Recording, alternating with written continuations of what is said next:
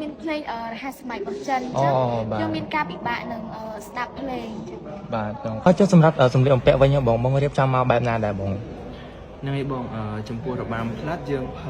មានតួ2តួនាងនិងតួនាយរោងតំណាងឲ្យតួស្រីនិងតួប្រុសហើយសម្រាប់សម្លៀកបំពាក់ដែលយើងលើកយកមកថ្ងៃហ្នឹងគឺជាគ្រឿងធំយើងប្រើមកកត់ស្រួលជាមួយនឹងសម្លៀកបំពាក់របស់នាយរោងនិងសម្លៀកបំពាក់របស់នាង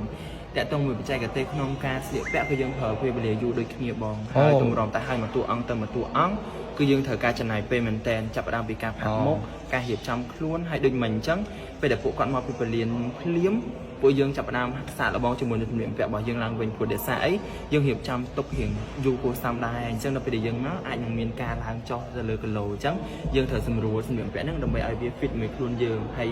ដើម្បីបង្កើនសោភ័ណរបស់សិល្បករគឺកៅអៅរបស់របាំបុរាណគឺត្រូវតែរឹបអញ្ចឹងណាអញ្ចឹងជាមួយនឹងកន្លឹះក្នុងការស្លៀកពាក់ក៏អាចនឹងមានការពិបាកដែរអញ្ចឹងអាចនឹងបងទាំងអស់គ្នាអាចនឹង